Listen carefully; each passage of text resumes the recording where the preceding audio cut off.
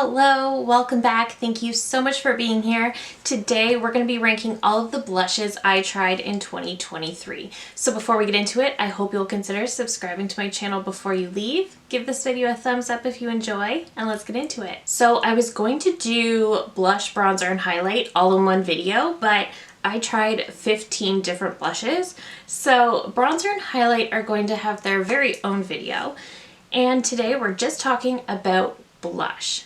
So, since we have 15 formulas, let's hop right into it. Coming at number 15 is one I tried very recently. This is from Makeup by Mario, and this is the Soft Pop Plumping Blush Veil. So this one came out, I believe, back in the spring, but I only tried it recently. I went back and forth on this so many times. It kept catching my eye. I kept hearing very conflicting reviews of the product, which is why I did hold off on it for a while. But it just kept calling to me. So finally, I picked it up during the most recent Sephora sale, and honestly, I think it's nice. I think it's a really pretty shade. I have the shade Barely Blushing. I think it's really pretty. It blends out very easily.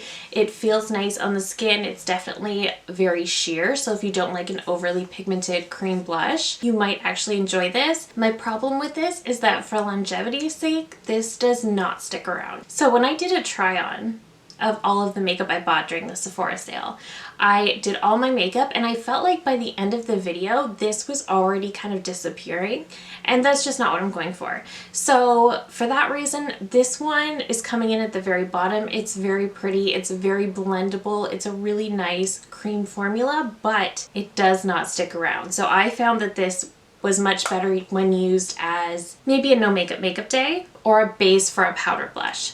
Otherwise, I don't recommend this if you prefer a really pigmented blush and you really want it to stick around all day. And for that reason, this one is coming at number 15. Coming at number 14 is a powder formula I actually really expected to love. This is from L'Oreal, and this is the Infallible 24-Hour Fresh Wear Blush.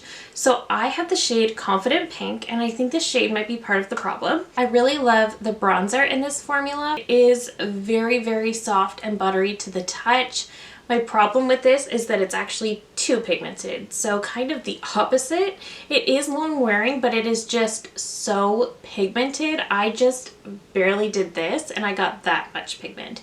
So for that reason, this is just really hard for me to wear, especially on my very fair skin tone. And because it is so incredibly pigmented, I do find that it is a little bit harder to blend. So I think if they came out with lighter shades, I would consider picking up the formula. Again, it just feels so incredibly buttery to the touch. I think they only came out with 4 shades, and because it's so overly pigmented, it's just really hard to work with. So for me, this just isn't a favorite. Coming in at number 13 is from Give Beauty, and this is the Feelin' Cheeky Amplifying Blush Duo. I have Lasting Love. So I should clarify, from this point on, we really don't have any bad formulas. It's just a matter of preference. So for this one, this is much more of a coral shade. I do like that you get a nice big mirror in here, and you actually get 2 blushes. So you get a matte and you get a shimmer. These don't feel nearly as buttery as the L'Oreal, but they are very, very pretty. Still pigmented, but just not nearly as punchy as the L'Oreal. What I don't love is the shimmer formula in here. I just find it to be way too vibrant, way too shimmery. Again, these are still very pigmented, so on my skin tone, I have to go in with a very light hand. And I don't love the shimmer formula as much, so because I only love half of this duo, I decided to rank this one near the bottom. It's not a bad formula, it's quite nice. I would love to see more shades of this as well. It's just that for me, because I only love half of it, it's ranking near the bottom. Coming in at number 12 is from RMS Beauty, and this is the Redimension Hydra Powder Blush in French Rosé. So these I feel like sold out really quickly this year, and then they were out of stock for the longest time, so when they did come back in stock, I did grab one right away. I don't love this. It's just a little too glowy for my preference. And that could very well be my fault. You can see the shade itself is really, really beautiful. It's just way too shimmery and glowy for my taste. I think the shade itself is pretty, and if it was in a matte, maybe I would like it a little bit more. It's really pretty. The compact is nice. I love the embossment on the blush itself. I think everything is just so pretty. It's just way too glowy. It's just really not for me. If you love a good glowy blush, I think you would absolutely love this. I think it was Taylor Wynn that was raving about these, and that's kind of what made me pick them up. But unfortunately, they're just not for me. Coming in at number 11 is from Pat McGrath, and this is their Divine Blush Legendary Glow Color Bomb. So she released an entire range of blush sticks earlier this year. I have the shade Divine Rose, and I actually do really like this. I think it's a really pretty balmy blush. This one is also very sheer, like the Makeup by Mario. It can be built up to be a little bit more pigmented, and it definitely wears a lot longer than the Makeup by Mario, which is why it's ranking higher. The only reason it's ranking at number 11 is because the top 10 are some really good formulas. Otherwise, I really like this. I think it's great. I don't typically reach for blush sticks that often, quite honestly, and that's part of why this one is a little bit lower. I think this is a nice formula. It's very easy to work with. It's very blendable. Again, it's sheer, but it is buildable, and it will stick around all day. I will say the packaging on these doesn't really stand up to Pat McGrath's normal packaging, because typically her packaging is very luxurious, whereas I feel like this is just a plastic tube. It's a little cheap, but I think they do retail for $29 US or 40 Canadian. So I guess a little bit more of a fair price point is the trade-off there, but I don't think this is a bad formula whatsoever. I think it's really nice. I just don't typically reach for blush sticks, and I end up reaching for a lot of these other ones a lot more. Coming in at number 10 is a formula I finally tried this year after listening to people talk about it for years. I even put this one in a video of viral makeup I refuse to buy. And this is the Rare Beauty Liquid Blush in the shade Happy. And I do have the mini, which is why I ended up purchasing it. So the shade just looks like this. It's very pretty. Again, a little bit goes a really long way, so I think this would honestly last forever, and this is a mini. I am glad I finally tried the formula because it actually is a really good formula. A little bit goes a long way, but it is also very blendable and easy to work with, and it does stick around all day. So I have to say this actually is a really good formula. I'm not ashamed to admit when I was wrong, and I was definitely wrong for avoiding this product. I don't know what it is. Sometimes there are products that go so viral that it kind of has the opposite effect on me, where I just start refusing to try a product. But in complete fairness to myself, I still don't reach for it all the time because I do prefer powder formulas, and I've started to enjoy cream formulas a lot as well. I don't tend to reach for more liquid formulas. So in fairness to myself, it is still ranking a little bit lower because of that, but it is a really nice formula. Coming in at number 9 is from Danessa Myricks. I think this is their lip and cheek color in the shade Rosé and Brunch. So this formula was released earlier this year. This is an incredibly pigmented formula. I got quite a shock when I first tried this on. So again, very pigmented, but as you blend it out, it really starts to act more like a powder, and it has such a beautiful blurring effect underneath. It's really a really beautiful formula. I do love this. Again, a little bit goes a very long way, so you really want to be careful with how much you are picking up. Like one dip with the brush, apply it, and then go back in, especially if you're fair like me, because this will give you clown cheeks very quickly. On the lips, I find it a little bit too mattifying, but on the cheeks, it is so beautiful. As you can see here, it's just such a beautiful shade. And again, the way it blends out like a powder, it has such a soft matte dry down, and it really does have some blurring properties in there, which I was very skeptical about at first, because how can a blush have blurring properties? Somehow this does, and it has something to do with the way it sort of turns into a powder. The reason this one does rank a little bit lower is because it is too pigmented. This is a lot, so I do recommend being very careful with it, but if you can figure out the exact amount that is not too much for your skin, I think you'll absolutely love this formula. It is amazing, and it is so long wearing. That's one thing I have to mention. This is probably the most long wearing blush in my entire collection. It's a wonderful formula. It's just a little bit too pigmented for my taste, but it is such an incredible formula. Coming in at number 8 is actually from Armani, and this is their Luminous Silk Glow Blush in the shade 51 Amore. So when these first came out, I was just incredibly curious. I needed to try them out. And I really do love this. I think it's beautiful. I think I traveled with this year. This is just a really beautiful rosy pink. And this is what I'm talking about, where it is a little bit sheer, but it's buildable. You can pack on the color if you want to, but you can also just get a really light, beautiful wash. And that is exactly what I'm talking about when it comes to what I want from a blush. This is so beautiful. This shade is gorgeous. I thought about picking up more shades of this, but this is a really expensive one. I think this is around 40 US dollars. It's 50 Canadian, so it's definitely a splurge. But if you were wanting to try out this formula, I would recommend it. I think it's wonderful. Coming in at number 7 is from Tarte, and this is actually their Blush Tape Liquid Blush Wands.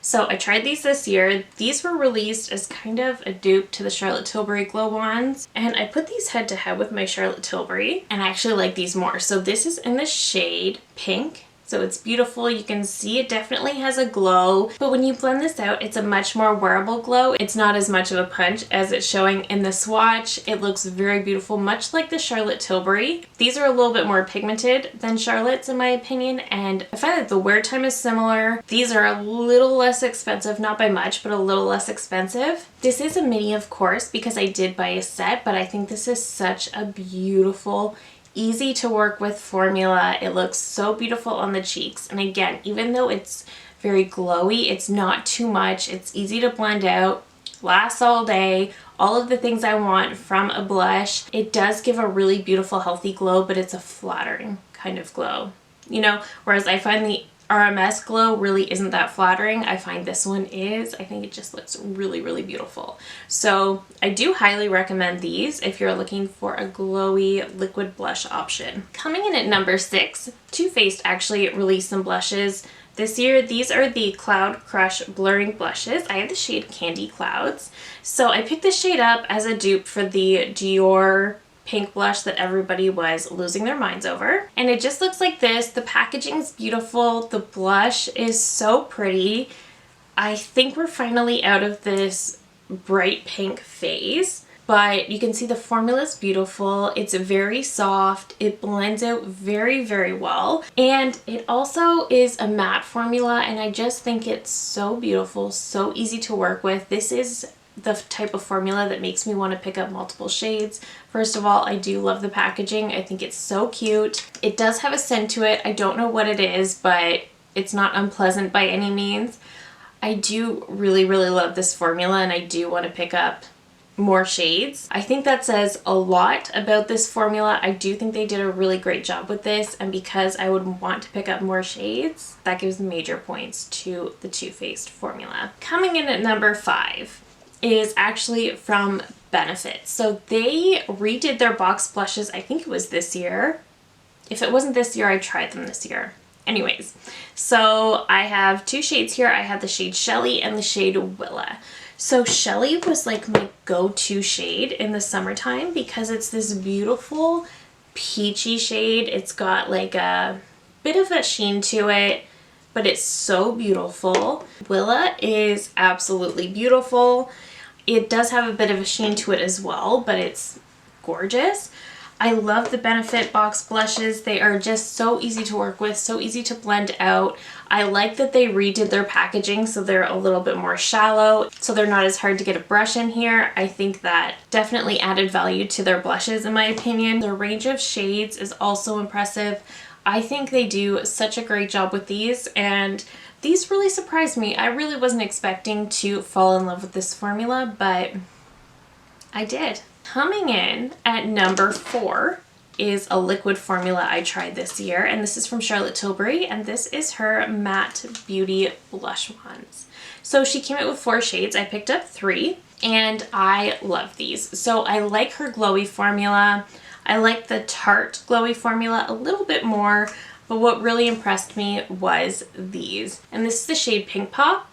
They're just so beautiful, so easy to work with. They are pigmented, of course, but they're not overly pigmented like the Rare Beauty, which I find can be a little bit too much. These ones are just the right amount of pigment. They are blendable, they last all day, and the tones are just so flattering. So this is all 3 shades. We have Pink Pop, Peach Pop, and Pillow Talk. I do disagree with the names of these shades. I think this one should have been called Peach because it looks more peachy to me. Pillow Talk is not nearly as intimidating as it looks. It works very well on my skin as a more neutral tone blush. What I will say about these sticks though is that even though they describe themselves as the matte blush wands, they really mimic the finish of the foundation underneath. So if you're wearing a glowy foundation, they're going to have a little bit more of a glow. If your foundation is super matte, they will be matte. These really just work with whatever's underneath, but there is no shimmer in them. So that's important to note. But I love this formula. I love this one so much more than her glowy formula. I just think they're very easy to work with. The shades are beautiful.